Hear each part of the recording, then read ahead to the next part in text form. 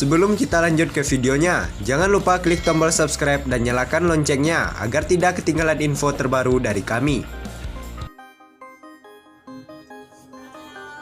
Kondisi kesehatan Catherine Wilson baik di penjara, namun mentalnya terpukul. Ini penjelasan manajer.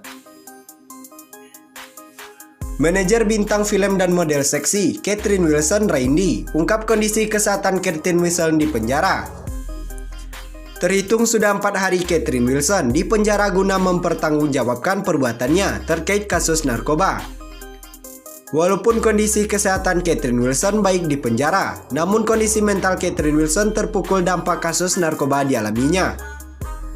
Kondisi kesehatannya baik ya, cuma ya mentalnya pasti terpukul banget, kata Randy kepada Warta Kota ketika dihubungi melalui sambungan telepon, Senin 20 Juli 2020.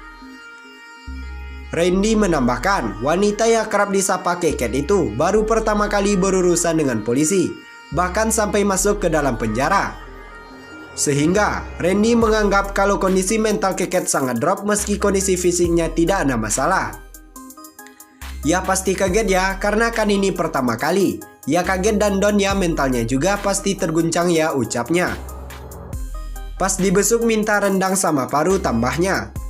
Namun, tak ada hal lain yang bisa dilakukan oleh wanita kelahiran Jakarta 25 Februari 1981 saat ini. Hal yang bisa dilakukan oleh Keket hanya patuh terhadap proses hukum saat ini.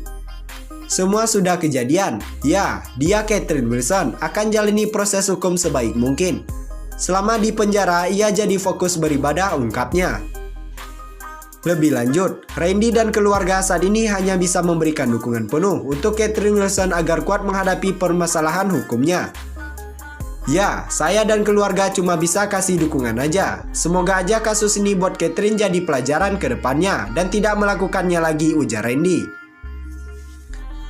Diberitakan sebelumnya, Catherine Wilson alias ditangkap polisi karena kasus dugaan kepemilikan dan penyalahgunaan narkotika.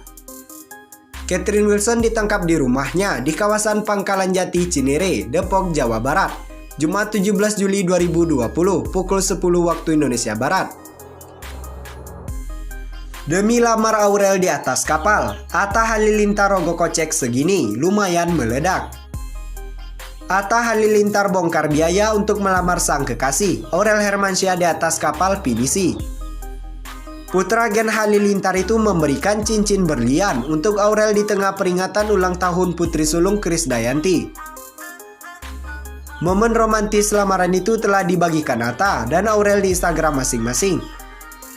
Dilansir Tribun Jakarta, pada Senin 20 Juli, Atta Halilintar menceritakan biaya yang dikeluarkan untuk melamar pujaan hatinya itu. Hal tersebut bermula ketika Atta Halilintar menjawab berbagai pertanyaan dari pengguna media sosial. Satu di antaranya berkaitan dengan biaya lamaran Aurel Hermansyah. Habis berapa banyak bang untuk melamar Aurel kemarin? Tulis akun Instagram @kurunseraya dibacakan Gading Martin. Ia tampak tak berkata-kata. Lumayan deh, ucap Atta Halilintar. Atta menjelaskan, saat itu ia tidak menahu jumlah biaya yang dikeluarkan untuk melamar Aurel. Timku itu bilang bang bayar ini, sudah banyak yang dibayar terus aku ya sudah, atur aja deh nanti tinggal laporan.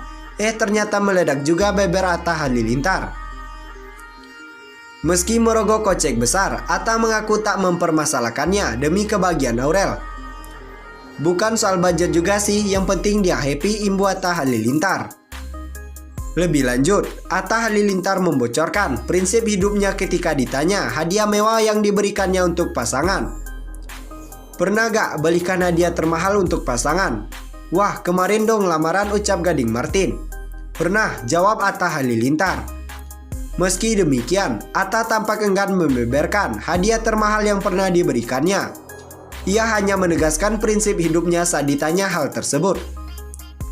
Gue kalau sama cewek itu gak hitung-hitungan, tetapi kita harus berhitung. Misalnya gaji kita 5 juta, tetapi nonton sampai 2 juta, itu namanya bodoh. Apalagi cewek itu belum jadi istri, jadi lo gak ada kewajiban apa-apa. Tapi kalau mau buat bahagia ya sama-sama aja, imbu Atta Halilintar. Atta menegaskan tak setuju jika membahagiakan pasangan hanya melalui uang semata. Kadang-kadang suatu hal kecil itu bisa membahagiakannya juga, walaupun hal ini penting juga beber Atta Halilintar.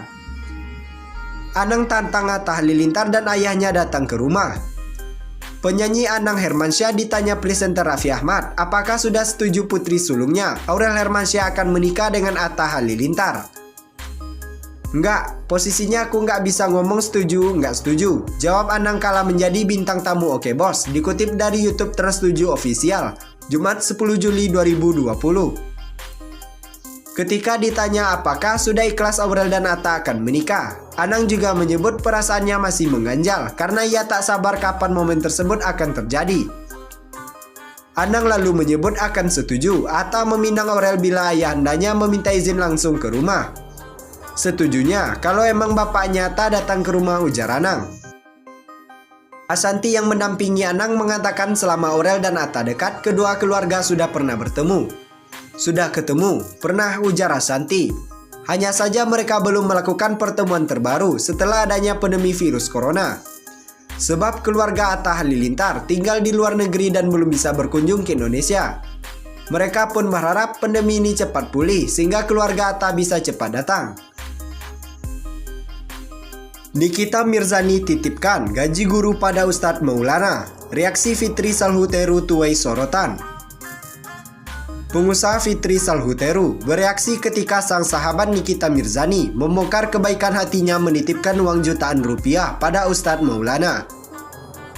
Nikita Mirzani menitipkan gaji guru di Makassar pada Ustadz Maulana itu terkuak melalui laman Instagram pribadinya. Mantan istri Sajad Ukra itu memperlihatkan tangkapan layar dari percakapan Nikita Mirzani dengan pendakwa Ustadz Maulana. Pada tangkapan layar itu, Ustadz Maulana mengingatkan Nikita Mirzani untuk memberikan gaji para guru yang ada di Makassar.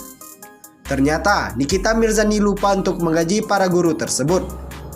Jadi Februari, Maret, dan lusa sudah April, maaf ya, terima kasih banyak, tulis Ustadz Maulana. Iya Ustadz aku, Ustadz di rumah aja kan, tanya Nikita Mirzani. Iya, tetap di rumah, hahaha, jawab Ustadz Maulana. Tak butuh waktu lama, Nikita Mirzani langsung memberikan uang sebesar 21 juta untuk gaji para guru tersebut melalui Ustadz Maulana. Ustadz Maulana pun menanggapinya dengan hangat kebaikan dari Nikita Mirzani. Selain itu, Nikita Mirzani juga ingin Ustadz Maulana mengingatkannya setiap bulan untuk menggaji para guru tersebut. Ustadz Maulana dengan senang hati akan menuruti permintaan Nikita Mirzani. Masya Allah, zakalillahu khairan kasiro. Semoga Allah membalas kebaikan, terima kasih banyak, berkah rezekinya, tulis Ustadz Maulana. Amin ya Allah, salam buat guru-guru di Makassar, doakan Niki selalu sehat, jawab Nikita Mirzani.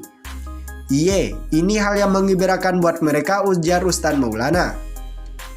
Ingetin saya tiap bulan ya Pak Ustadz, kata Nikita Mirzani. Iya, siap jadi tabungan akhirat, jawab Ustadz Maulana. Iya, melebur dosa, kata Nikita Mirzani. Amin, kata Ustadz Maulana. Pada unggahan tersebut, Nikita Mirzani juga menuliskan caption yang cukup panjang. Melalui caption yang dibuatnya, Nikita Mirzani menjelaskan bahwa ia terpaksa mengumbar kebaikannya. Sebenarnya, saya paling males mengumbar-ngumbar tentang kebaikan, karena buat saya kebaikan itu biarlah orang-orang terdekat dan Allah Subhanahu wa Ta'ala yang tahu. Tapi karena di negara saya banyak ustadz dan ustazah dadakan, ya udah saya kasih lihat aja ini ya. Mudah-mudahan bisa bikin kalian melakukan hal yang sama seperti yang saya sering lakukan diam-diam.